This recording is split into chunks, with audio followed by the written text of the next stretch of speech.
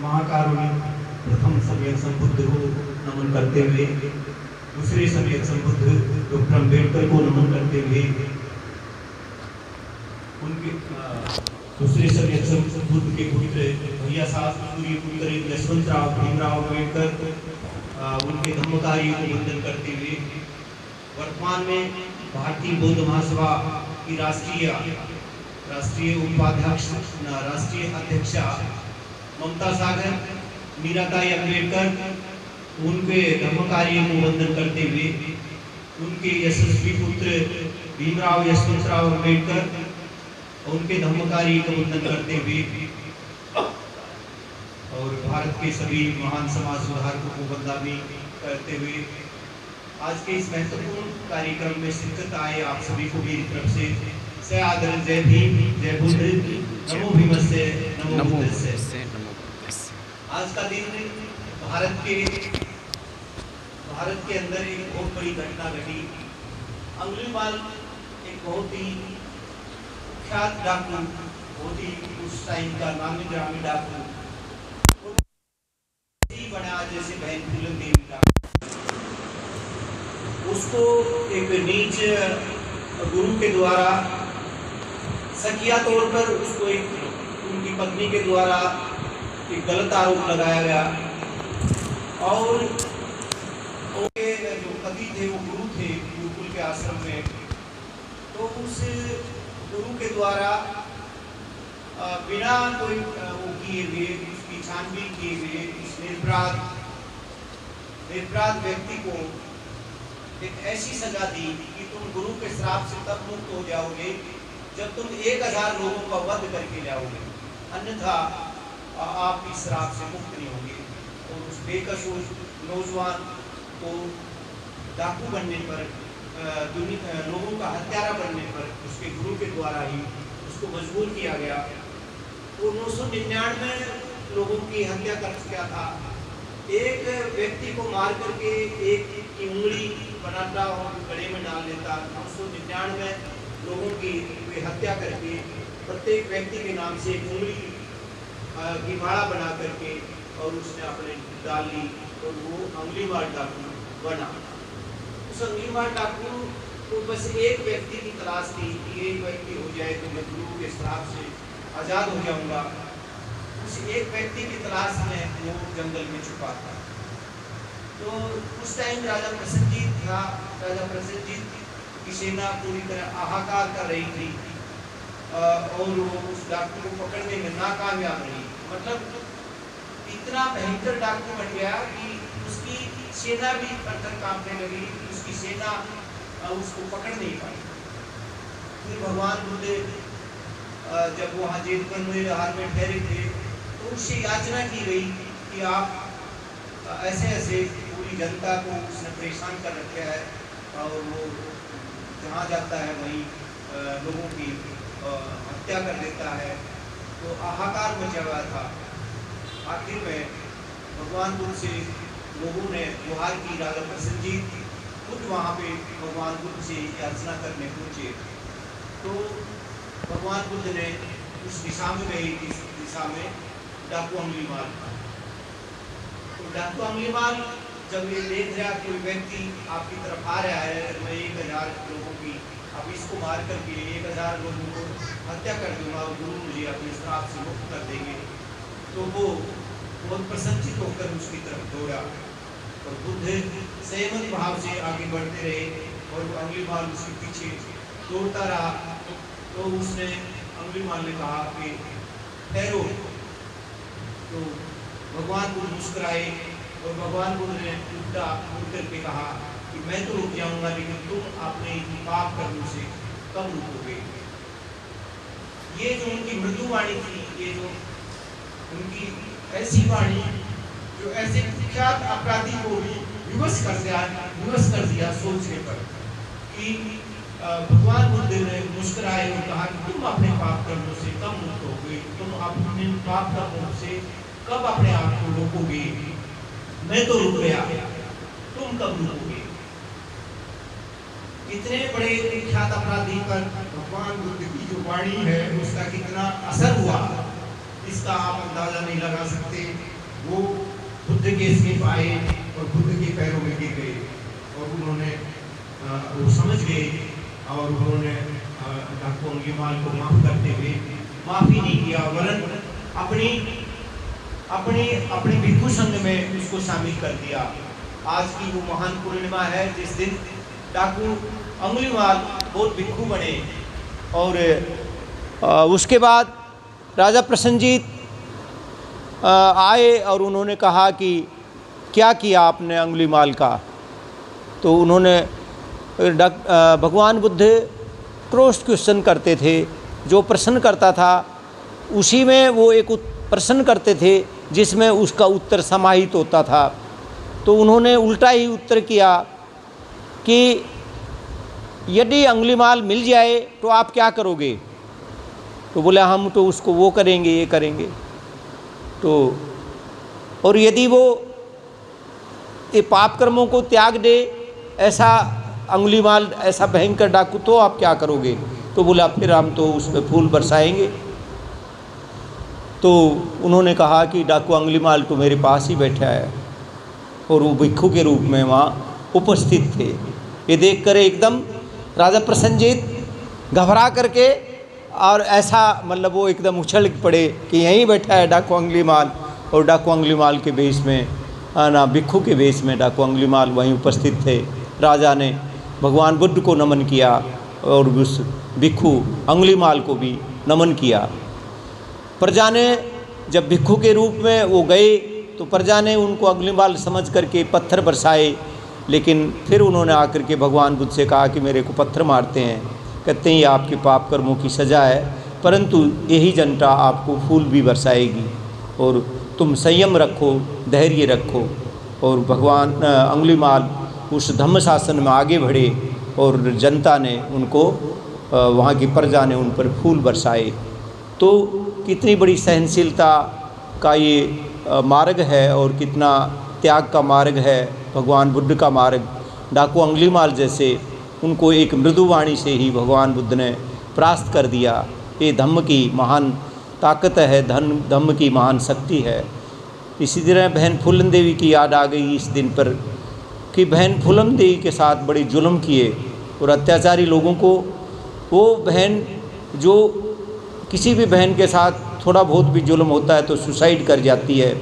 और लेकिन वो बहन मिसाल थी, एक ये कहें कि भारत की नारी की वो अस्मिता है, भारत की नारी की वो गौरव है। ऐसी महान नारी अब तक शायद भारत भूमि को नसीब नहीं हुई होगी। वो ऐसी महान नारी जिसके पास पुलिस ने भी जुल्म किया और सामंती लोगों ने तो जुल्म किया ही किया था, लेकिन उस बहन ने बदले के लिए डाकू के रूप में, क्योंकि वो आसान नहीं था उन जल्लादों को बगैर वैसे किए, तो उन्होंने वो बीहड़ जंगल में, मध्य प्रदेश के बीहड़ जंगलों में गई और उसके बाद वो डाकू अपना जो ट्रेनिंग लिया और फिर उन जुल्मी लोगों को एक साथ ही मौत के घाट उन्हीं के गांव में उतारा, खड़ा करके मौत के घाट उतार दिया। बहन फूलन देवी से भारत की नारियों को प्रेरणा मिलनी चाहिए। और भारत की नारी को मैं कहता हूँ भारत सरकार जो कितनी कृतघ्न है, उस महान नारी के नाम से जो नारी का सर्वोच्च वीरता पुरस्कार उस महान नारी के नाम से किया जाना करना चाहिए। लेकिन ये असमानती सोच की, समानता की सोच नहीं है। इस मनुवादी सरकार की सोच घटिया है, या जो भी सरकारें रही हैं उनकी अब तक की जो भी सरकारें रहीं वो घटिया मानसिकता की रही। अन्यथा उस महान नारी को वो सम्मान मिलना ही चाहिए था जिसकी वो पूरी तरह हकदार थी। नारी वीरता का इतना जुल्म होने के बाद भी, इतनी सामाजिक प्रताड़ना के बाद भी वो बहन जिंदा ही नहीं रही, अपितु उसने उन जल्लादों को मौत के घाट पे उतारा और उसके बाद वो भगवान बुद्ध की शरण भी गई। लेकिन वो वो कितने गंदे लोग हैं कि जब वो भगवान बुद्ध की शरणागत हुई, एमपी बनी और दिल्ली के अंदर दिन दहाड़े ही एक राणा शेर सिंह राणा ने उनकी निर्मम हत्या, मतलब वहाँ उनकी उस शेरनी की एक निर्मम, क्योंकि उन्होंने हथियार का त्याग कर दिया था, लेकिन वो संसार के इतिहास में सदा के लिए अमर हो गई। संसार के लिए उसने मानवता के लिए अपने वो मानवता के लिए बलिदान हुई। शेर सिंह राणा ने उनको नहीं मारा, मतलब वो एक मानवता के लिए शहीद हुई, ऐसी महान नारी। तो कहने का मतलब जो आज का दिन है वो महान डाकू अंगुलीमाल इसलिए ही नहीं बना, उसको उसके गुरु के द्वारा उसको बहकाया गया। उसके गुरु के द्वारा उसको गुरु श्राप से कैसे मुक्त होगा कि वो 1000 लोगों की हत्या करेगा, तब वो श्राप से मुक्त होगा। उसकी पत्नी ने उस पर झूठा आरोप लगाया, जिसको उस नीच गुरु ने, उस अपराधी पति ने उससे उसको वो सज़ा दी बगैर कोई छानबीन करे, अपनी पत्नी पर विश्वास करके उस महान उस अंगुलीमाल को मतलब वो दी, सज़ा दी। और आज के इस महान दिन को डाकू अंगुलीमाल एक महान भंते बने, एक भिक्षु बने। उन्होंने सर्वथा के लिए भगवान बुद्ध की एक जादुई वाणी से, एक इतनी मृदुल वाणी से, और उन्होंने अपना जो लोगों की कत्ले आम करता था उसको उसी टाइम त्याग करके और वो भगवान बुद्ध की शरणागत हो गए, भगवान बुद्ध की शरण हो गए। तो ये महान पवित्र दिन है आज का, महान मंगल दिन। इस महान और इस दिन इससे भी बड़ी महत्वपूर्ण घटना घटी, इससे भी बड़ी जो आज का दिन है डाकू अंगुलीमाल का, उससे भी बड़ी महत्वपूर्ण घटना थी प्रथम संगीति भिक्षु संघ जो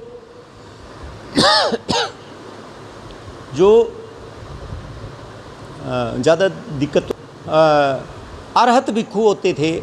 उन अरहत भिक्षुओं की भगवान बुद्ध के महापरिनिर्वाण के बाद सप्तवर्णी गुफा जो कहाँ पे है स्थित, राजगृह में, राजगृह जो मगध राजा की राजधानी थी, राजगृह के क्षेत्र में सप्तवर्णी गुफाओं गुफा आप सोचिए सप्तवर्णी गुफा कितनी बड़ी गुफा होगी, जिसमें 500 अरहत भिक्षु तो आ गए होंगे, उसके साथ और भी लोग होंगे। तो इतनी बड़ी गुफाएं, हम भी सोचते थे छोटी मोटी गुफाएं होंगी। जब हमने शुरू में विचार किया कि भाई ये गुफाएं देख कर आएँ, तो हमने अजंता एलोरा की गुफाएं देखी, आप दंग रह जाओगे।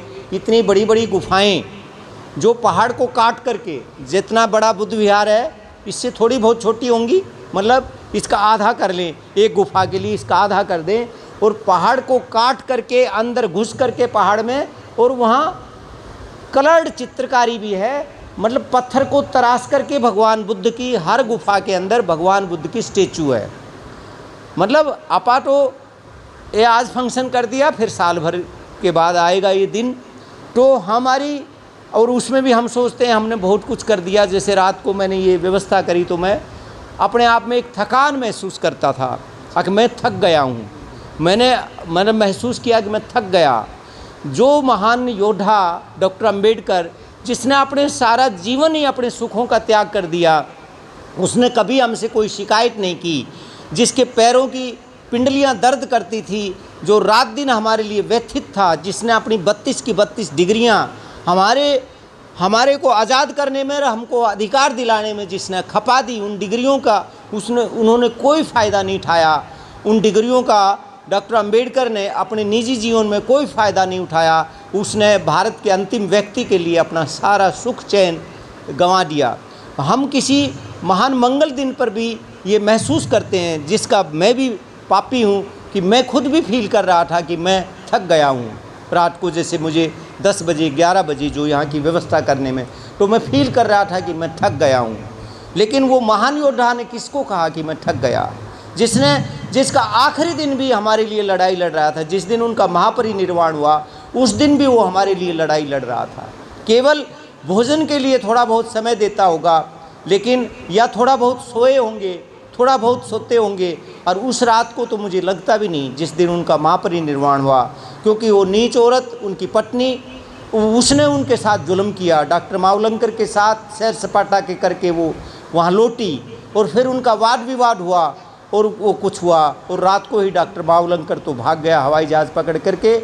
वाद विवाद हुआ, 11 बजे जैन मुनि मिल के गए, 11 बजे के बाद वो नीच औरत आई वहाँ से, और फिर 12 कितने बजे तक उनका वो चला। उसके बाद भी लड़ाई झगड़े के बाद उन्होंने नानक चंद रट्टू को बुलाया, जाने के बाद उसको फिर वापस बुलाते हैं, फिर वो कागज़ रखवाते हैं आरपीआई के कागज़ भारतीय रिपब्लिकन पार्टी के लिए कि मैंने ये करना है। फिर वो अब द बुद्धा एंड धम्मा मंगवाते हैं, उसका समापन करना है। और वो बात करते हैं कि ब्रह्मादेश म्यांमार के प्रधानमंत्री से बात करनी है बौद्ध धर्म के प्रचार प्रसार के लिए, मतलब धर्म का प्रचार प्रसार और राज सत्ता प्राप्त करने का प्रचार प्रसार, मतलब वो अपने जीवन के आखिरी क्षण तक भी उन्होंने हमारे लिए लड़ाई जारी रखी। वो अनवरत योद्धा, कभी न थकने वाला योद्धा, जिसकी दोनों पिंडलियां भयंकर रूप से दर्द करती थी और जो चलने फिरने में भी बड़ा तकलीफ़ महसूस करता था, उस महान योद्धा ने कभी भारत के किसी भी व्यक्ति से कभी कोई शिकायत नहीं की। सिर्फ उन्होंने शिकायत की तो सिर्फ इतनी थी कि तुम अपने पूर्वजों के धम्म में वापसी करो। हम वो भी नहीं कर पाए। मतलब हम कितने नीच और कृतघ्न हैं कि जो हम कर सकते हैं, जो बिल्कुल आसान है, हमने दूसरे को थोड़ी बदलना है, हम सिर्फ बौद्ध बन जाएं। और बौद्ध भी क्यों बने?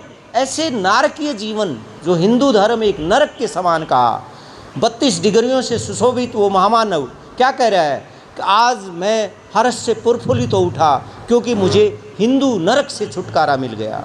32 डिग्रियों से सुशोभित वो महान योद्धा, वो इतना एक क्या कहेंगे कि एक महानतम मनुष्य भी सम्मान के लिए कितनी तड़फ थी। उसने कहा कि मैं आज हर्ष से प्रफुल्लित तो उठा, मुझे ऐसा प्रतीत होता है कि जैसे मेरा नया जन्म हो गया हो। इतना बड़ा महान व्यक्ति भी बौद्ध धर्म को अपना करके क्या कर रहा है, मैं आज हर्ष से प्रफुल्लित तो उठा। लेकिन ये जालिम जिनको सब कुछ दे के गया, जो गंदी नाली के कीड़े के समान जिनका जीवन था, जो पशुवत ज़िंदगी गुजारते थे, जो कोए से भी बदतर ज़िंदगी गुजारते थे, कोए को भी आज़ादी थी। आप सोचो, कोए को भी आज़ादी थी, हमको आज़ादी नहीं थी। कोआ स्वच्छंद रूप से कहीं भी उड़ सकता था, कहीं भी पानी पी सकता था, लेकिन हमारी हालत ये थी कि गंगा नदी, ब्रह्म सरोवर की बात छोड़िए, गांव के जोड़ तालाब के पानी को भी हम छू नहीं सकते थे। ठीक है ना? उन व्यक्तियों को देश का राष्ट्रपति भी बना दिया, लेकिन राष्ट्रपति बन के भी वो बौद्ध नहीं बने। वो उसी धर्म में पड़े हैं जिस धर्म में गैर बराबरी है, जिस धर्म में राष्ट्रपति, वर्तमान में राष्ट्रपति द्रौपदी मुर्मू, जंगली जाति की एक लड़की को भारत के संविधान ने या डॉक्टर अंबेडकर ने वो देश की राष्ट्रपति बनाई। और राष्ट्रपति बनने के बाद भी वो अपना शुद्धिकरण कराती है, वो मंदिरों में जाती है, जहाँ मंदिर में, दिल्ली के एक मंदिर में कहते हैं कि लकड़ी अड़ा दी गई, जिसको मंदिर के गर्भगृह में जाने से रोक दिया गया। फिर भी वो राष्ट्रपति उसी धर्म में पड़ी है। वो राष्ट्रपति रामनाथ कोविंद फिर भी उसी धर्म में पड़ा है। मतलब क्या एक व्यक्ति इतना गिरा हुआ हो सकता है कि इतना असमानता कि इस धर्म को राष्ट्रपति बनने के बाद भी उसी धर्म में पड़ा रहता है? तो ये उस धर्म की गलती है, या जो उस धर्म में बार बार प्रताड़ित होने के बाद, देश के सर्वोच्च पद पर जाने के बाद भी उसको, जो भारत का पहला नागरिक है, उसको भी मंदिर में जाने की इजाज़त नहीं है, फिर भी वो मंदिर में जाने का प्रयास कर रहा है। तो ये कमी किसकी है? जुल्म करने वाले से जुल्म सहने वाला ज़्यादा गुनाहगार है। डॉक्टर अंबेडकर और क्या बना दे तुम्हें? सब कुछ तुमको दे गया। संसार के विकसित राष्ट्रों के नागरिकों से भी बेहतर अधिकार हमको दे गया है। सर्वोच्च पद पर तुमको बिठा गया, कोई से बदतर जिंदगी जीने वालों को। फिर भी तुम उन्हीं पौराणिक देवताओं की पूजा करने के लिए तड़फते हो। तो तुमसे कृतघ्न या तुमसे गिरे हुए लोग कोई अन्य किसी देश में भी होंगे क्या? इससे बड़ी गिरावट क्या किसी देश में होती है? जिस धर्म के लोग अपने ही धर्म के लोग के साथ रोजाना कोई दिन नहीं जाता जिस दिन हिंदू धर्म के लोग उन पर अत्याचार ना करते हों, शेड्यूल कास्ट के लोगों पर या शेड्यूल ट्राइब के लोगों पर या बैकवर्ड क्लास के लोगों पर कोई ऐसा दिन नहीं, कोई ऐसा खाली दिन नहीं जाता, कोई अखबार का ऐसा दिन, कोई पन्ना बगैर उसके नहीं जाता जिस दिन हम पर जुल्म नहीं होते हो। और इतने वैसे सी इतने घटिया किस्म के वारदात, इतनी अभी जिनको धरती का भगवान कहते हैं डॉक्टर जिनको, और वास्तव में वो मनुष्य की सबसे बड़ी सेवा करने वाली एक बहन के साथ कितना जुल्म हुआ, उधर एक अछूत बेटी के साथ, एक चमार बेटी के साथ वहाँ बिहार में जुल्म हुआ, इतना वहशीना, इतना जुल्मी जुल्म जिसको मैं बयान नहीं कर सकता, इतना बड़ा जुल्म हुआ, फिर भी हम उसी धर्म में पड़े हैं और उसी धर्म की हम संख्या बढ़ा रहे हैं। मुट्ठी भर लोगों के धर्म की संख्या बढ़ा रहे हैं। हमारे पूर्वजों का धर्म तो बौद्ध धर्म था, हमारा भारत तो जम्मू द्वीप था, ये तो बौद्ध राष्ट्र था, है। प्रोफेसर मैक्स मुलर का सिद्धांत सर्वमान्य के आर्य, माइग्रेटेड फ्रॉम मिडल एशिया, तुम मिडल एशिया, और सुप्रीम कोर्ट कहता है हिंदू धर्म नाम का कोई चीज़ है ही नहीं देश में। सुप्रीम कोर्ट इसकी व्याख्या कर चुका है कि हिंदू कोई धर्म ही नहीं है।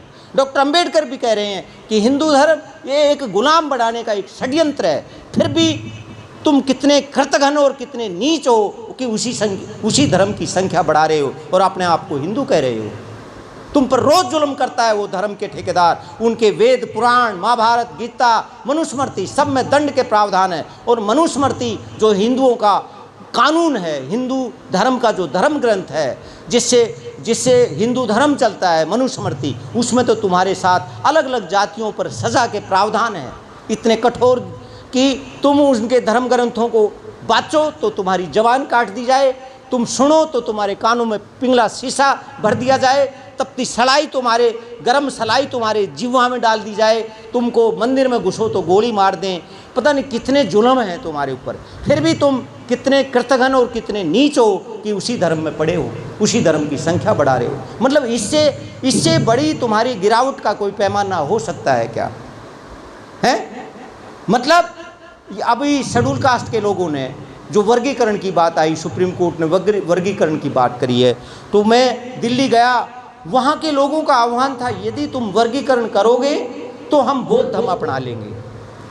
मतलब इससे तुम्हारे दिमाग का भेजा कितना घटिया है कि यदि वर्गीकरण नहीं होगा, यदि तुम चूड़े चमार बने रहोगे हिंदू धर्म में और तुमको कोई ये वर्गीकरण नहीं होगा तो बौद्ध नहीं बनेंगे। अरे मतलब तुमने चूड़े चमार रहना है हिंदू धर्म का, हिंदू धर्म के निचले पायदान पर रहना है। और शेड्यूल कास्ट तो जो वर्गीकरण की बात कर रहे हैं वो तो अछूत थे, वो तो हिंदू धर्म के 4 वर्ण हैं, वो तो शूद्र वर्ण में भी नहीं है। उनको तो अंतज, गांव से बाहर उनकी बस्तियां, और वो अंतज थे जिनको छूना भी पाप था। ऐसे अंतज लोगों को शेड्यूल कास्ट कहा जाता है। और शेड्यूल ट्राइब तो जंगल में रहते थे, उनको शेड्यूल ट्राइब कहा जाता है। बैकवर्ड क्लास के लोगों को ये छू सकते थे, अपने घरों में काम के लिए रख सकते थे, शेड्यूल कास्ट को तो उनके घरों में या छूने तक की इजाज़त नहीं थी। तो उन अछूत लोग वो कहते हैं कि यदि हम अछूत पड़े रहे हिंदू धर्म में तो कोई दिक्कत नहीं है, पर अछूतों में बंटवारा मत करो। यदि आप बंटवारा करोगे तो हम बौद्ध बन जाएंगे, मतलब तब बनेंगे बौद्ध, नहीं तो नहीं बनेंगे, नहीं तो इसी हिंदू धर्म में पड़े रहेंगे और हमारे साथ ये असमानता का व्यवहार जारी रहेगा। मतलब इससे बड़ी शर्म की बात हो सकती है कि कोई भी अधिकार मिला है, यदि इस अधिकार का उच्छेद करोगे, इस अधिकार को हमारा नहीं मिलोगे तो ही हम बौद्ध बनेंगे। अरे नीचो, बौद्ध बनना एक इंसान बनाना है। बौद्ध धर्म की क्या पहचान? मानव मानव एक समान। तो हिंदू धर्म की क्या पहचान? मानव मानव असमान। हिंदू धर्म में ब्राह्मण जो जन्म ले लिया, चाहे वो कितना भी गया गुजरा है, उसका स्थान सर्वोच्च है। ब्राह्मण के बाद क्षत्रिय है, राजपूत का स्थान सर्वोच्च है, उसके बाद वैश्य है, वैश्य बणिये का स्थान सर्वोच्च है। ये 3 ही जातियां हिंदू हैं, बाकी तो सब शूद्र हैं। और बैकवर्ड क्लास के लोग शूद्र और शेड्यूल कास्ट के तो अछूत हैं, जो हिंदू धर्म में है ही नहीं, ज़बरदस्ती घुस रहे हो। तुम हिंदू धर्म के गुलाम हो, हिंदू नहीं हो। तुम हिंदू धर्म के गुलाम हो, तुम्हें वोटों के लिए हिंदू कहा जाता है, तुम हिंदू नहीं हो। कैसे हिंदू हो तुम? बताइए। क्या किसी मंदिर में पुजारी बन सकते हो? क्या किसी वेद पुराण के वो बन सकते हो? क्या ये जो कुछ भी तुमको थोड़ा बहुत अधिकार मिला है कि भाई कोई भी धर्म तुम पर जुल्म ना करे, वो भारत के संविधान के कारण है। तुम पर जो जुल्म नहीं हो रहे वो हिंदुओं की दया से नहीं है। हिंदू इसलिए डरता है कि जुल्म करोगे तो भारत का संविधान दंड देगा। तुमको हिंदुओं ने कोई छूट नहीं दे रखी। अब तुम उनके गंगा नदी पर जाओ, कावड़ पे जाओ, फलानी जगह जाओ। अभी ओबीसी के बारे में जो सरस्वती है, जो इनका सबसे बड़ा आज आधुनिक वो है, उसने कहा नहीं नहीं, तुमको मंदिर में प्रवेश का अधिकार नहीं है। ओबीसी को कह रहा है, तो तुमको तो किसी तरह भी नहीं है। लेकिन दुख की बात है, डॉक्टर अंबेडकर ने कहा ना, जुल्म करने वाले से जुल्म सहने वाला ज़्यादा गुनाहगार है। वो कितने, मैं कहता हूँ कि हिंदू धर्म के लोग कितने भाग्यशाली हैं, कितने भाग्यशाली हैं वो, कि रोज़ तुम पर जुल्म करते हैं फिर भी तुम उनके धर्म की संख्या घटा नहीं रहे। मतलब वो कितने बड़भाग हैं। या वो उनको कहे कि इतने जुल्म करने के बाद भी तुम कहते हो, तुम गधों कहते हो कि मैं तो हिंदू ही रहूँगा। मतलब गधा कुर्डी पे ही राजी। गधे को कितना पीटा जाता है, परंतु फिर भी वो कुर्डी पे जाके ही लौटता है ना। राष्ट्रपति बनकर के भी तुमको मंदिर में घुसने नहीं दे रहे। तुमने खूब कोशिश कर ली, पूजा पाठ कर ली, तुम आज तक सदियों से तुम पूजा पाठ करते रहे, तुम हिंदू नहीं बन पाए। राष्ट्र के सर्वोच्च, आप सोच रहे हो भाई पैसा वाला हो जाएंगे, जगजीवन पैसा वाला था ना खूब, आप राष्ट्रपति बन जाओगे, आप आईएएस बन जाओगे, तो फिर ये लोग जुल्म नहीं करेंगे। वो जुल्म ये नहीं, ये संविधान रोकता है। इनके धर्म में तो जुल्मों का प्रावधान ही है। इनके धर्म में तो तुमको पढ़ने लिखने का ही अधिकार नहीं है, गांव से बाहर रहने का अधिकार है। तुम तो डीएम बन गए हो, तुम डीएम बन गए। इनके धर्म के अनुसार तो तुम्हारी बस्तियां गांव से बाहर होनी चाहिए, और उसी का ये प्रयास कर रहे हैं, दोबारा से मनुस्मृति को लाने का ये प्रयास कर रहे हैं इनडायरेक्ट। दुख की बात यह है कि 85% को बाबा साहब संविधान दे गए, और बाबा साहब ने संविधान दे करके संविधान इस भारत को जम्मू द्वीप बना दिया कानूनी तौर पर, बौद्ध राष्ट्र बना रखा है कानूनी तौर पर। ये कानूनी तौर पर भारत एक बौद्ध राष्ट्र है। आप लोगों को समझ में आ जाए तो भारत का जो राष्ट्रीय चिन्ह है अशोक स्तंभ, वो भगवान बुद्ध से संबंधित है। भगवान बुद्ध का नाती है वो अशोक स्तंभ, जो सम्राट अशोक ने उसके लिए गाड़ा, उसके लिए स्थापित किया। कहाँ? सारनाथ में, जहाँ भगवान बुद्ध ने पहला संदेश दिया, पहला उपदेश दिया, वहाँ सारनाथ में अशोक स्तंभ, वो हमारा राष्ट्रीय चिन्ह है। हमारे जो राष्ट्रीय ध्वज है, जो हमारा राष्ट्रीय ध्वज है, ये बौद्ध राष्ट्र का ध्वज है, ये हिंदू राष्ट्र का ध्वज नहीं है, ये बौद्ध राष्ट्र का ध्वज है।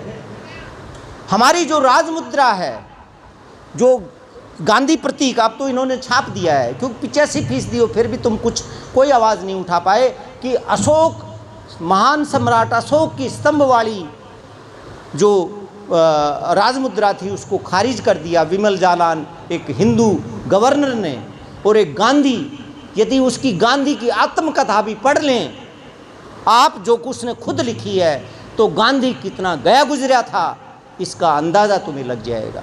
गांधी से तो हम सब अच्छे हैं। जिसका चरित्र गया वो सब कुछ गया। वो कितना चरित्रहीन और कितना गिरा हुआ व्यक्ति था गांधी, इसका तुम अंदाज़ा नहीं लगा सकते। उसकी आत्मकथा ही पढ़ लेना। और डॉक्टर अंबेडकर कितने चरित्रवान और कितने सभ्य, कितने महामान उठे, कितने उच्च चरित्र के थे। गांधी और अंबेडकर, एक किताब है उसको पढ़ लेना। वाइस चांसलर ने लिखी है, रामनाथ, डॉक्टर रामनाथ ने ये किताब लिखी है। डॉक्टर रामनाथ जो यूनिवर्सिटी के वाइस चांसलर हैं, इस किताब को पढ़ लेना कि गांधी के पूर्वज और डॉक्टर अंबेडकर के पूर्वजों की भी तुलना कर लेना, और गांधी और अंबेडकर की तुलना कर लेना। गांधी डॉक्टर अंबेडकर के पैरों की धूल थे। गांधी 3rd क्लास बैरिस्टर, और बैरिस्टर भी किस तरह मिलती थी इनको, जो दीवानों को, जो दीवान होते थे राजा के दीवान, उनको स्पेशल उनकी वो कराई जाती थी बैरिस्ट्री, जिसके लिए इस किताब में पढ़ के देखना। और डॉक्टर अंबेडकर ने तो असली बैरिस्ट्री की डिग्री ली, और इसने ली झूठी बैरिस्ट्री की डिग्री। ये इसको पढ़ लेना, गांधी अंबेडकर, इसको पढ़ लेना कि गांधी डॉक्टर अंबेडकर के पैरों की धूल थे, और उसको उनके भक्तों ने, गांधी के भक्तों ने या गांधी के अनुयायियों ने उसको राष्ट्रपिता कहते हैं। राष्ट्रपिता, जबकि भारत के संविधान ने उसको कोई राष्ट्रपिता की दर्जी नहीं दे रखी, कोई पदवी नहीं दे रखी राष्ट्रपिता की। उसके भगत और उसके अनुयायी उसको फादर ऑफ द नेशन कहते हैं। लेकिन तुम जो संसार का फादर ऑफ द वर्ल्ड है, जो संसार का पितामह है डॉक्टर अंबेडकर, उसको तुम शेड्यूल कास्ट के नेता तक ही सीमित कर देते हो। जो यूनिवर्सल चीफ हैं, जो ब्रह्मांड के चीफ हैं, इस संसार में दो ही यूनिवर्सल चीफ हुए। इस पूरे ब्रह्मांड में, इस धरती पर दो ही यूनिवर्सल चीफ हुए। पहले सम्यक संबुद्ध डॉक्टर अंबेडकर, पहले सम्यक संबुद्ध भगवान बुद्ध, तो दूसरे सम्यक संबुद्ध डॉक्टर अंबेडकर, जो यूनिवर्सल चीफ हुए, इस ब्रह्मांड के चीफ हुए। पूरा संसार जिसको नमन करता है वो ये दोनों बुद्धों को नमन करता है, दोनों सम्यक संबुद्धों को नमन करता है। तो कहने का मतलब ये है कि मैं किसको सुना रहा हूँ, ये आप ये ना सोचे कि अगर आप सबको सुना रहा हूँ, मैं एक पत्रकार के माध्यम से पूरे देश और दुनिया को बता रहा हूँ। इस पत्रकारिता के नंदकिशोर बोध के माध्यम से इस संसार को बता रहा हूँ कि हम कितने कृतघ्न हैं। जो धर्म डॉक्टर अंबेडकर क्या करें, मैंने जो भी बातें कही है वो डॉक्टर अंबेडकर को कोट करके मैं कह रहा हूँ। मेरे अपने खुद के कोई निजी विचार नहीं है। डॉक्टर अंबेडकर क्या कह रहा है कि मनुष्य मात्र की उन्नति के लिए हानिकारक, मनुष्य मात्र के अपकर्ष के लिए हानिकारक, उन्नति के लिए, प्रोग्रेस के लिए हानिकारक, और मनुष्य मात्र को असमान और नीच मानने वाले अपने इस पुराने हिंदू धर्म का मैं त्याग करता हूँ।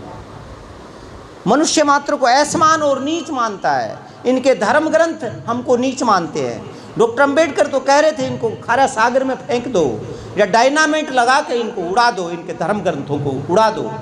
फिर भी हम आज क्या कर रहे हैं, मतलब क्या बना दे वो डॉक्टर अंबेडकर। मतलब शुक्र है डॉक्टर अंबेडकर का महापरिनिर्वाण हो गया ये बुरी दशा देखने से पहले, नहीं उनका हृदय चित्कार कर उठता, और चित्कार किया भी है कि मुझे पढ़े लिखे लोगों ने बहुत अधिक धोखा दिया है, कि मुझे पढ़े लिखे लोगों ने बहुत अधिक धोखा दिया। 18 मार्च 1956 को उनके महापरिनिर्वाण के कुछ महीनों पहले की घटना है ये, कुछ महीनों पहले की।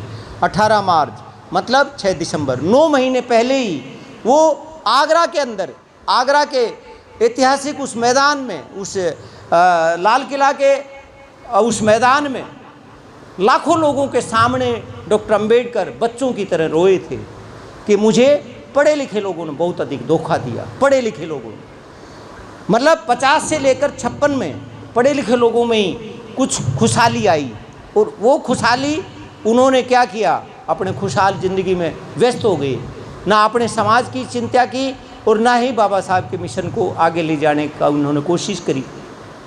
डॉक्टर अंबेडकर वहाँ रोए, उन्होंने कहा कि मैं अकेला तंबू में अकेला बम्बू हूँ, एक बम्बू लेके मैं खड़ा हूँ इस तंबू को, मुझे नहीं लगता कि इस तंबू को कोई संभालने वाला आए।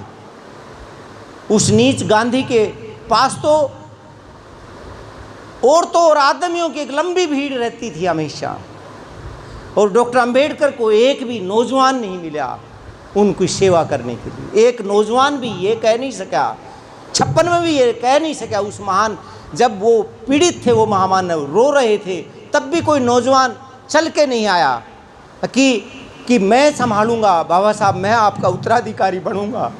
मतलब वो रोता रहा, तड़पता रहा, सब अधिकार देता रहा, लेकिन वो नहीं आए। एक हम तड़प रहे हैं कि काश हमें डॉक्टर अंबेडकर देख लेते। हम केवल उस युग पुरुष को, उस एक ऐसे महामानव को, एक युग पुरुष तो हम कह नहीं सकते, 25 युगों की जिसने गुलामी ख़त्म कर दी, तो युग पुरुष क्या, वो तो पता नहीं क्या थे, कुछ समझ से बाहर है। कि हम इतना ही समझते कि हम कितने अभाग्यशाली, हालांकि बौद्ध धर्म में भाग्य का कोई वो नहीं है, लेकिन हम कितने वैसे लोग थे कि हम बाबा साहब का दीदार नहीं कर पाए, उस महामानव को देख नहीं पाए कि वो महामानव था ही कैसा।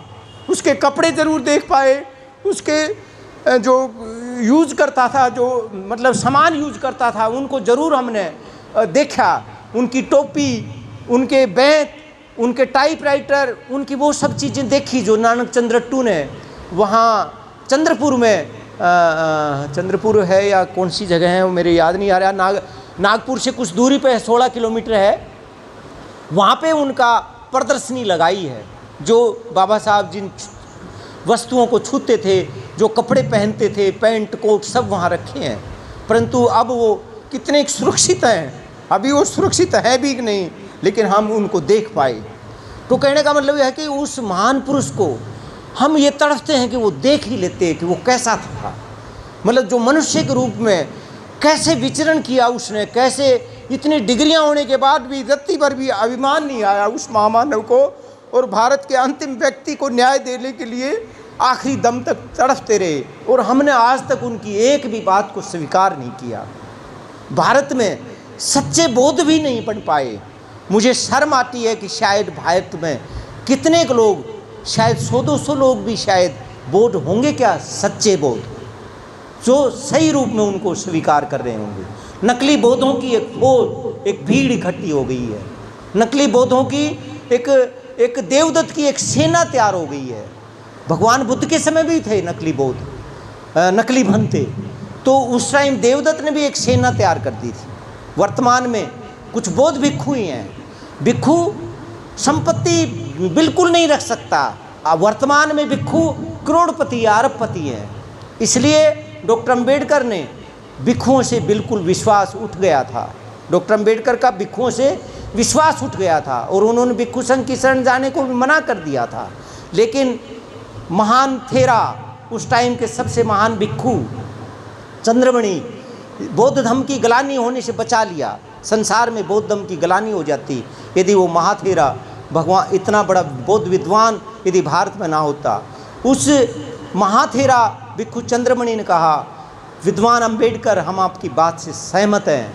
ये भिक्षु अपने धम्म शासन का पालन नहीं करते। वर्तमान में जो भिक्षु हैं ये धम्म शासन का पालन नहीं करते। और उन्होंने उस टाइम कहा कि मैं तो इस वर्तमान भिक्षु संघ की बात ही नहीं कर रहा, मैं तो उस भिक्षु संघ की बात कर रहा हूँ जिनको भगवान बुद्ध ने सर्वप्रथम सारनाथ में उपदेश दिया। तब दूसरे सम्यक संबुद्ध डॉक्टर अंबेडकर खुश होकर के संघ की शरण गए, नहीं तो वो संघ की शरण जाना ही नहीं चाहते थे। इसलिए डॉक्टर अंबेडकर ने बौद्ध धर्म के प्रचार प्रसार के लिए धम्म उपदेष्टाओं का एक नया संघ बनाने की वकालत की। शुक्र है मेरे धर्मगुरु प्रोफेसर हरिश्चंद्र बोध ने, प्रोफेसर हरिश्चंद्र बोध जो दिल्ली के कई सालों तक वो अध्यक्ष रहे, भारतीय बौद्ध महासभा के अध्यक्ष रहे। उन्होंने बाबा साहब का जो आखिरी विजन था कि उसको एक किताब के रूप में प्रकाशित किया। लेकिन आज तक हम धम्म उपदेष्टाओं का एक नया संघ नहीं बना पाए हैं। धम्म उपदेष्टाओं का नया संघ, डॉक्टर अंबेडकर दूसरे सम्यक संबुद्ध ईसाई मिशनरी से ओतप्रोत थे, इसलिए उन्होंने ईसाई मिशनरी की तर्ज पर बौद्ध धम्म उपदेष्टाओं का एक नया संघ बनाने की वकालत की, और जिसका हेडक्वार्टर बेंगलोर बनाना चाहते थे। बेंगलोर से पूरे देश में और दूसरे देशों में उसका प्रचार प्रसार हो, उसका हेडक्वार्टर बेंगलोर में स्थापित करना चाहते थे। लेकिन अत्यंत दुख की बात है कि वो महामानव, क्योंकि उन्होंने ये चैलेंज कर दिया था 14 अक्टूबर 1956 को, उस बोधिसत्व ने ये चैलेंज किया था, यदि मैं 4 वर्ष भी जीवित रहा तो पूरे भारत को बौद्ध बना दूंगा। दुश्मन उसकी बात को समझ गया था, लेकिन हमारे लोग, हमारे कर्तघ्न लोगों ने उस बात की उपेक्षा की, और दुश्मनों ने, बाबा साहब की बड़ी सस्पेक्टेड डेथ हुई। बाबा साहब का महापरिनिर्वाण सस्पेक्टेड डेथ का कारण बना, और वो लगता है कि वो कारण यही था कि मनुवादियों ने उनका पहले ही महापरिनिर्वाण कर दिया। तो एक सस्पेक्टेड डेथ हुई, सारा संसार अचंभे में रह गया, और वो उस महामानव का विजन अधूरा रह गया। तो आइए, डाकू अंगुलीमाल जैसे व्यक्ति भी एक वाणी से, भगवान बुद्ध की मृदु वाणी से कृतज्ञता का अनुभव करते हैं। वो कृतज्ञ हुए भगवान बुद्ध के प्रति, उन महान विचारों के प्रति कृतज्ञ हुए। एक डाकू, एक कुख्यात एक डाकू भी जब बदल सकता है, लेकिन हम जिनको सब कुछ दिया, डॉक्टर अंबेडकर ने, दूसरे सम्यक संबुद्ध ने सब कुछ दिया, कितनी खुशहाल ज़िंदगी दी, हम कितना सुख चैन जीते हैं। कई बार मैं महसूस करता हूँ कि भाई जैसे अब तो हमको सुख साधन दे दिए डॉक्टर अंबेडकर ने, अब हम ये प्रोग्राम के समाप्त होने के बाद हम सो सकते हैं, हमारा जीवन आसानी से चल जाएगा। क्योंकि मुझको पेंशन मिलती है। लेकिन जब मेरी रूह काँप जाती है, जब मैं मनुस्मृति या जो हिंदुओं का 600 जो राजा वृहदत्त मौर्य से लेकर के जब भी हिंदुओं का शासन रहा, जब गले में हांडी और पशु पर झाड़ी थी, पशु गले में हांडी और पीठ पर झाड़ू थी, तो उस टाइम हमारा क्या विचार, मतलब हम क्या अमन चैन ले सकते थे कभी क्षण भर के लिए भी? हम क्या सौपन में भी हम आराम कर सकते थे क्या? सौपन में भी हमको सौपन भी ऐसा आता था, कब आदेश हो जाए, क्या हो जाए, कब हमको जला दिया जाए, कब हम पर अत्याचार कर दिया जाए। आज बाबा साहब के संविधान हमारा बॉडीगार्ड बना हुआ है, हमारा अंगरक्षक के तौर पर हम आराम से सोते हैं, खाते हैं, पीते हैं, देश में विचरण करते हैं। लेकिन जो जुल्म होते हैं वो कहोगे आप वो जुल्म रुक सकते हैं। यदि आप बौद्ध बन जाएं तो ये जुल्म रुक सकते हैं। बौद्ध बन कर के आप इंटरनेशनल मैन बन जाएंगे, अंतर्राष्ट्रीय व्यक्ति बन जाएंगे। आप भारत के ही बौद्ध नहीं होंगे, आप अंतर्राष्ट्रीय बौद्ध होंगे। और इससे जो दूसरे देश हैं बौद्ध राष्ट्र, वो हमारे मदद करेंगे। चूड़े चमार होकर के चूड़े भी तुम्हारी मदद में नहीं आएंगे, चमार भी तुम्हारी मदद में नहीं आएंगे। और हिंदू धर्म तो तुम्हारा टोटली, उसके तो धर्म ग्रंथ ही आप लोगों के खिलाफ है।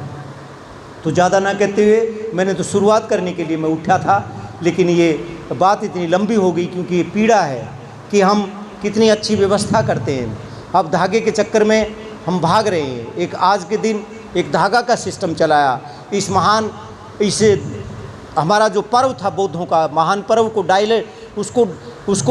उसको दूसरी दिशा में धकेलने के लिए एक षड्यंत्र रचा गया। और षड्यंत्र के तहत एक बहन अपने भाई के घर जा रही है, वो बहन अपने भाई के घर जा रही है, वो बहन अपने भाई के घर जा रही है। आप सोचो, अरे सोचो, फूल सिंह की पत्नी अपने भाई के घर जा रही है और उसके भाई की पत्नी वो अपने भाई के घर जा रही है। अरे तुम तो मिल ही नहीं रही, वो अपने भाई के घर, वो अपने भाई के घर, कब आप मिलोगी, कहाँ मिलोगी, कैसे? फिर एक्सीडेंट।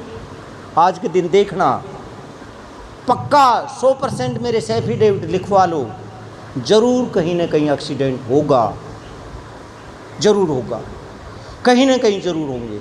एक ही दिन शादियां रखी जाती हैं क्योंकि ब्राह्मण का वो वर्षव बढ़े, मतलब बहुत सारी बातें हैं।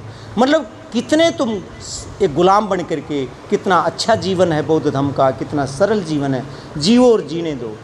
कितना एक आज़ादी है इसमें, कितना मतलब आपका मतलब क्या है। बौद्ध धर्म मतलब संविधान, बौद्ध धर्म मतलब विज्ञान, बौद्ध धर्म मतलब भगवान बुद्ध। मतलब कितना इतना सरल और श्रेष्ठ धर्म कहीं हो सकता है क्या? संसार में ही नहीं है। 21 साल लगे 32 डिग्रियों से सुशोभित उस महामानव को भी इस धर्म को समझने के लिए 21 साल लगे।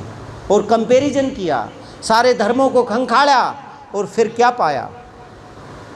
आखिर में इसी बात के साथ ही मैं अपनी इस वाणी को, ताकि ये महान आज का जो महान मंगल दिन वो सेलिब्रेट करें, मैं लंबा खींची गया कि डॉक्टर अम्बेडकर क्या कर रहे हैं।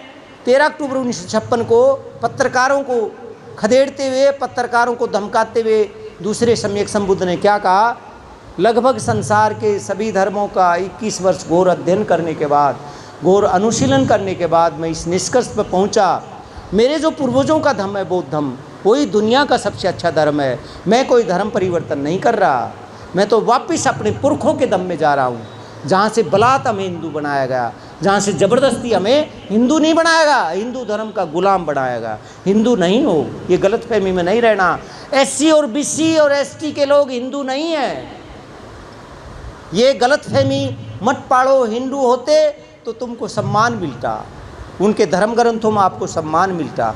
कोई भी धर्म ऐसा होगा संसार में, कोई भी धर्म बताओ जो अपने धर्म के लोगों पर जुल्म करता हो, जो अपने धर्मों को छोटा बड़ा समझता हो, ऐसा संसार में कहीं नहीं है। इसीलिए दूसरे सम्यक संबुद्ध ने कहा ये एक गुलाम बनाने का एक षड्यंत्र है, इसके अलावा ये कुछ भी नहीं। तो मैं संसार भारत के लोगों को, खास करके भारत के अछूत और बैकवर्ड लोगों से ये आह्वान करता हूँ कि जो धर्म, जिस धर्म के धर्म गुरु रोज़ाना टिप्पणी करते हैं, रोज़ाना तुम पर टिप्पणी, अभी सरस्वती वो जो भी है सबसे बड़ा जो है ना वो सरस्वती जो है, नहीं ब्रह्मा नहीं, जो वर्तमान में जो हिंदू धर्म का जो सबसे बड़ा उपदेशक है, जिसको ये चारों धामों में वो सरस्वती नहीं है एक, अरे तो शंकराचार्य है वर्तमान में भी, उसकी टिप्पणी पढ़ लीजिए, ओबीसी को मंदिर में प्रवेश का अधिकार नहीं है। हमारे ये शास्त्रों सम्मत नहीं है, शास्त्र सम्मत नहीं है, शास्त्र इसकी इजाज़त नहीं देते। जिस धर्म के मंदिरों में तुमको इजाज़त नहीं है, फिर भी रोज़ नहीं, हमें तो बढ़ना है उसी में। अरे डॉक्टर अंबेडकर तो मेरे ख्याल में 2-3 साल नासिक का कालाराम मंदिर प्रवेश आंदोलन चला चुके हैं। इतना 32 डिग्रीधारी व्यक्ति ने कहा कि भाई नहीं मानो तो देख लो चल के, बढ़ने देंगे तो तुम हो कि क्या हिंदू होते तो बढ़ने देते ना। 2 साल 32 डिग्रियों सुशोभित उस महामानव ने 2 साल चलाया वो आंदोलन, पर घुसने नहीं दिया ना। वहाँ तो उस सम्यक संबुद्ध को भी तुमने पिटवाया। वो तो बहादुर महिलाएं थी जिनने बाबा साहब को बचा लिया, और हम भी बच गए, हम भी आज़ाद हो गए ना। बाबा साहब का उसी टाइम परिनिर्वाण हो जाता, जो आज महापरिनिर्वाण हुआ, वो उसी टाइम मृत्यु को प्राप्त कर जाते, तो हम सब गुलाम ही रह जाते। नासिक के कालाराम मंदिर प्रवेश, मंदिरों में जाकर के तुम क्या करोगे? तो जो बिल्कुल ही जिसके ये हमने सूचक रखे हैं, आदमी का हाथी का सूंड लगा दिया, और ये कितना विभत्स पूजा स्थल भी इतना गंदा हो सकता है। भारत के जो शिवालय हैं, शिव मंदिर हैं, क्या पूजा स्थल इतने घृणित हो सकते हैं, इतने गिरे हुए पूजा स्थल हो सकते हैं किसी धर्म के, और उस पर भी ये नाज करते हैं। ये असमानतावादी लोग उस पर भी घमंड करते हैं, जिनके राइटिंग एंड स्पीच में डॉक्टर अंबेडकर ने कहा है, शिव मंदिर की बात करिए जहाँ पे ये लोग जल चढ़ाते हैं। इससे गिरी हुई प्रथा संसार के किसी भी धर्म में नहीं हो सकती, इससे गिरा हुआ कोई धर्म हो ही नहीं सकता। तो इसलिए मित्रों, मैं तो भारत के अछूतों से, भारत के शेड्यूल कास्ट, भारत के ओबीसी से ये आह्वान करता हूँ कि तुम कब सुधरोगे, कितनी सदी बिताओगे। डॉक्टर अंबेडकर जैसा महामानव युग पुरुष तो पैदा होने वाले, तुम कितने लोग भी, करोड़ों लोग होकर के भी, कितने करोड़ हैं हम, शायद अछूत 20-22 करोड़ तो हो गए होंगे। अब 7 करोड़ थे बाबा साहब के टाइम, अब 25-26 करोड़ लोग हैं जो बाबा साहब के संविधान को ही नहीं बचा पा रहे, तो तुम अपने आप को कैसे बचा पाओगे इतने सारे होकर के? और वो युग पुरुष भी नहीं, वो एक संसार पुरुष। युग पुरुष हम क्या कहें, वो तो एक दूसरा सम्यक संबुद्ध है जिसने 25 युगों की हमारी गुलामी खत्म करी। उस युग पुरुष की, उस संसार के पुरुष की हम बात मान नहीं रहे। तो कब सुधरेंगे, कब क्या होगे? हम भी मतलब काफ़ी अपसेट कर दिए अछूतों ने, ओबीसी के लोगों ने, कि जिसने बाबा साहब को सचमुच में आत्मसात कर लिया, उनको बड़ी पीड़ा है और आने वाले भविष्य की बड़ी चिंता है। कि तुम खुद तो डुबोगे ही, हमको भी डुबोगे तुम। जो मुट्ठी भर बौद्ध लोग हैं उनको भी तुम डुबोगे। तुम कितने गलत हो, कितने कृतघ्न हो। अरे छोटे मोटे भी पशु पक्षी भी अपने पराये की पहचान कर लेते हैं। पशु पक्षी भी, आप एक रोटी डालते हैं, हमारे एक कुत्ता है, उसको हम साधारण रोटी डालते हैं, उन्हें याद नहीं आता कभी बेचारे को दूध भी देते होंगे, लस्सी और टुकड़ों पर वो रहता है, पर वो हमारे लिए जान दे सकता है। वो जानवर हमारे लिए जान दे सकता है। हमको तो डॉक्टर अंबेडकर ने सब कुछ दिया है? पेंट कोट और नोट वोट का जिसने हक दिलवाया, फिर भी भीम याद क्यों नहीं आया? तो सब कुछ देने वाले उस महामानव को पुनः नमन करते हुए, प्रथम सम्यक संबुद्ध को नमन करते हुए, और मैं आप सबको, सारे संसार को, सभी संसार के लोगों को जय भीम कहता हूँ, जय बुद्ध कहता हूँ। नमो भीमस्य, नमो बुद्धस्य। बहुत बहुत साधु।